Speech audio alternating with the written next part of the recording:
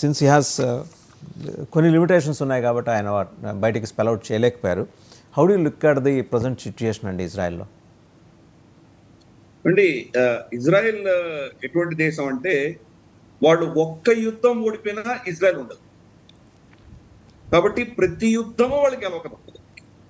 So మనకు అట్లా కాదు. 62 యుద్ధం చైనాతో ఓడిపోయాం, మనకేం కాలేదు.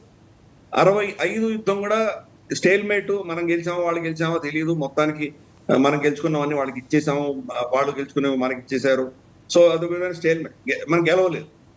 71 వార్ కూడా మనం గెలిచామా లేదా అనేది పెద్ద ప్రశ్న. ఎందుకంటే బంగ్లాదేశ్ అయితే ఏర్పడింది కానీ అది మనకు ఇప్పుడు పక్కలో బల్లమే కూర్చుంది. వెస్టర్న్ థియేటర్లో మనం వాడి దగ్గర నుంచి తీసుకున్న 5,000 చదరపు కిలోమీటర్లు పంజాబీ టెరిటరీ వాడికి ఇచ్చేసాం. ఇన్ రిటర్న్ మన 54 మంది ప్రిజనర్స్ ఆఫ్ వార్ని వాడు రిటర్న్ చేయలేదు. ప్లస్ మన జమ్మూ కాశ్మీర్ వాడి అధీనంలో ఉన్నది ఒక్క అంగుళం మనకి ఇవ్వలేదు. సో ఇన్ని యుద్ధాలు ఓడిపోయినా కానీ కూడా మనకి ఏమో మనం బాగానే ఉన్నాం. కానీ ఇజ్రాయెల్ గా సిచ్యువేషన్ లేదు. ఒక్క యుద్ధం ఓడిపోయింది, ఇజ్రాయెల్ ఫినిష్. కాబట్టి వాళ్ళకి ఆప్షన్ లేదు, ప్రతి యుద్ధం గెలవక తప్ప. సో అది అర్థం చేసుకోవాలి. చాలా చాలా చాలా చాలా చిన్న దేశం. కేరళలో 2/3 ఉంటుంది, మొత్తం కేరళ అంతా కూడా అంత చిన్న దేశం. పొద్దున 480 కిలోమీటర్లు అండి, 480 కిలోమీటర్ల పొడవు, 110 కిలోమీటర్ల వెడల్పు సుమారుగా. ఒక 5 గంటల్లో మీరు ఈ చివరి నుంచి ఆ చివరికి వెళ్ళిపోవచ్చు. ఓకే, అంటే మనం ఇప్పుడు హైదరాబాద్ లో బయలుదేరామంటే రాత్రికి వైజాగ్ చేరుకోవచ్చు, సాయంత్రం వైజాగ్ చేరుకోవచ్చు. ఇక్కడ కూడా అంతే, మీరు ఈ చివరి బయలుదేరంటే ఆ చివరికి వెళ్ళేది వచ్చేయచ్చు. పొద్దున బ్రేక్ఫాస్ట్ ఇక్కడ చేసి మళ్ళీ డిన్నర్కి వచ్చేయచ్చు. అంతే దేశం. కాబట్టి వాళ్ళకు గెలవగలిగింది రెండే అంశాల వల్ల. ఒకటి వాళ్ళకు ఉన్నటువంటి సుపీరియర్ టెక్నాలజీ, 2 అమెరికన్ సపోర్ట్. ఈ 2 వాళ్ళకు లేవంటే కనుక ఇంకా ఆ దేశం బతకడం చాలా కష్టం. సో ఇది వాళ్ళకున్న ఆప్షన్. రెండవది, నేను కొంత వారు చెప్పిన దానికి నేను ఇంకొంచెం చరిత్రలోకి వెళ్దాం, హిస్టరీలోకి వెళ్దాం. ఆయన ప్రశ్న వేసి దానికి సమాధానం చెప్పకుండా వదిలేశారు. బహుశా నేను ఆ సమాధానం చెప్పే ప్రయత్నం నేను చేస్తాను. యూరోప్ లో వాళ్ళని ఎందుకు అంత చిత్రహింసలు పెట్టారు? ఏదో హిట్లర్ వచ్చి వాళ్ళని పీడించాడు అన్నది ఒక నెరేటివ్ అయితే, హిట్లర్ కంటే ముందర కూడా యాంటీ సెమిటిజం విపరీతంగా ఉంది యూరోప్. వీళ్ళని ఆల్మోస్ట్ ప్రతి దేశంలో కూడా వీళ్ళని హింసించారు. యాంటీ జ్యూస్ చట్టాలు ఉండేవి ఆ దేశంలో, విపరీతంగా ఉండేవి. జర్మనీలో కావచ్చు, ఫ్రాన్స్ లో కావచ్చు, స్పెయిన్, ఇటలీ, యూకే, నెదర్లాండ్స్, చాలా బెల్జియం, చాలా ఊర్లలో, చాలా దేశాలలో వీళ్ళకి అగేన్స్ట్ గా చట్టాలు ఉండేవి. పోలాండ్, అన్ని దగ్గర ఉండేవి. దీంట్లో ఎవరు కూడాను పునీతులు కాదు, అందరూ పుణ్యాతులు ఎవరు లేరు. రైట్, సరే. ఇప్పుడు ముస్లిం దేశాలు వీళ్ళకి వ్యతిరేకంగా, ఇరాన్ ఏం చేస్తుందో మనం చూస్తున్నాం. ఇరాన్ ఒక్కటే వీళ్ళకి వ్యతిరేకంగా ఉందా? కానే కాదే. అసలు 60 దశకంలో వీళ్ళ మీద అన్ని దేశాలు విరుచుకుపడ్డాయి. వీళ్ళ అద్భుతమైనటువంటి యుద్ధ నైపుణ్యం వీళ్ళకి ఉన్నది కాబట్టి ఈజిప్ట్ ఎయిర్ ఫోర్స్ అంతా వాటి టేక్ ఆఫ్ అవ్వకుండానే కొట్టేసి వచ్చారు.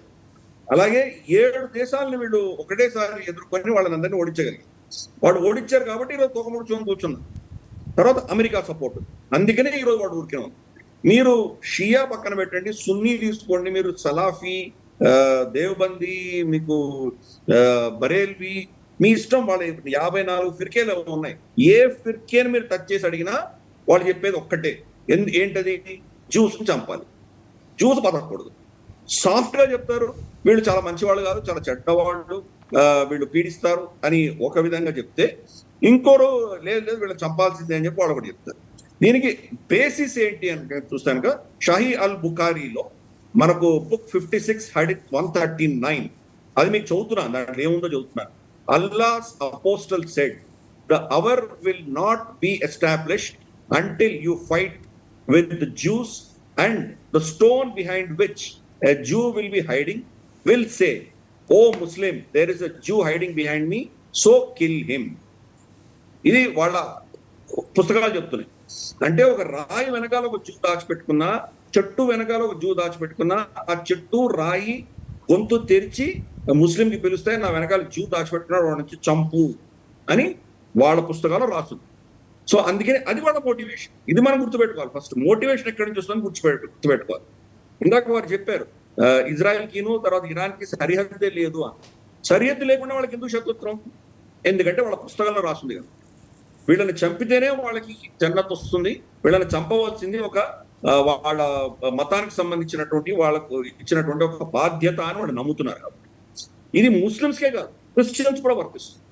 క్రిస్టియన్స్ కి వాళ్ళ ఉద్దేశంలో ఎందుకు నేను యూరోప్ లో వాళ్ళు యాంటీ సెమిటిజం ఉంది, ఈ రోజు అమెరికాలో కూడా యాంటీ సెమిటిజం చూస్తున్నాం. ఎందుకు అంటే కనుక క్రిస్టియానిటీలో జీసస్ క్రైస్ట్ క్రూసిఫికేషన్ కి, ఆయన సిలువ వేయడానికి జ్యూస్ కారణం అని చెప్పి వాళ్ళు కూడా నమ్ముతారు.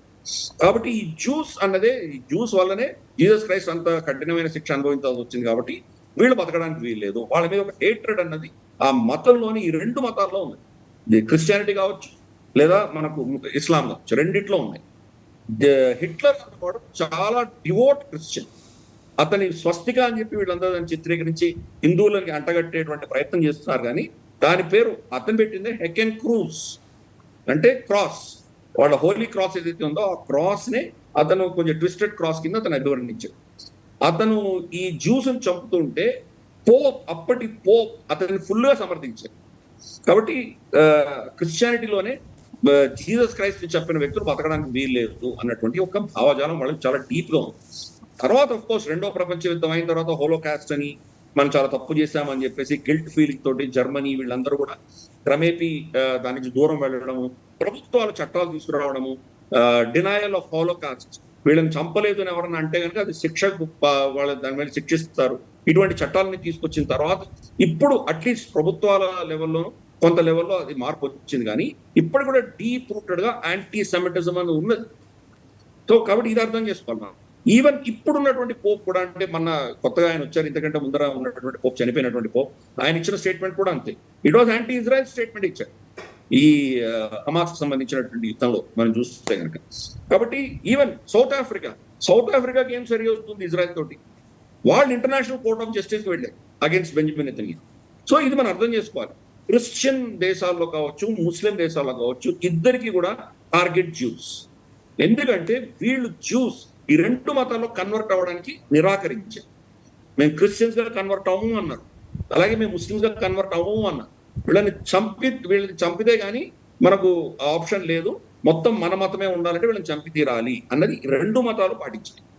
ఈ రోజు సడన్ గా మీరు చూస్తున్నట్టు క్రిస్టియానిటీ ఆధారంగా మీరు క్రిస్టియానిటీని జడ్జ్ చేయకూడదు. కొన్ని లక్షల మందిని వాళ్ళు గతంలో చాలా సార్లు చంపారు. ఇస్లాం చంపింది, అర్మేనియన్ క్రిస్టియన్స్ ని వాళ్ళు చంపారు, వీళ్ళు వాళ్ళని చంపారు. అల్ అండలూస్, ఈ రోజు ఉన్నటువంటి స్పెయిన్, అదంతా కూడా ఇస్లామిక్ దేశంగా ఉండింది. క్రిస్టియన్స్ టేక్ ఓవర్ చేసిన తర్వాత వాళ్ళని మళ్ళీ క్రిస్టియానిటీ కన్నా కన్వర్ట్ అవ్వండి, లేకపోతే మేము చంపేస్తాను వాళ్ళని చంపారు. సో ఆ రెండు మతాల్లో కూడాను ఈ మతానికి సంబంధించి, కన్వర్షన్ సంబంధించి వాళ్ళ మతంలో కన్వర్ట్ అవ్వకపోతే చంపడం అనేది చాలా అనాదిగా వస్తుంది. ఈ రోజు ఇరాన్ చెప్తున్నది ఏదో కొత్త విషయం కాదు, అది వాళ్ళ మతానికి భిన్నమైనది. కాబట్టి మనకు మోటివేషన్ అర్థమైందంటే ఎందుకు చేస్తున్నారో అర్థమవుతుంది. ఇది మత ప్రేరణతోటి జరిగింది మాత్రమే, అంతకు మించి ఇంకేమీ లేదు. సాఫ్ట్ గా ఈ రోజు కూడా మనం ఎందుకు సౌదీ అరేబియా కంప్లీట్ గా డిప్లొమాటిక్ రిలేషన్స్ పెట్టుకోలేదు ఇజ్రాయెల్ తోటి? ఏదో పాలస్తీనాకి మేము ఏదో సపోర్ట్ చేస్తున్నామని ఎందుకు చెప్తున్నారు వాళ్ళు? యాక్చువల్ గా పాలస్తీనా అన్నది చరిత్రలో ఎప్పుడు లేదు. పాలస్తీనా అన్న దేశం ఎప్పుడు లేదు హిస్టరీలో.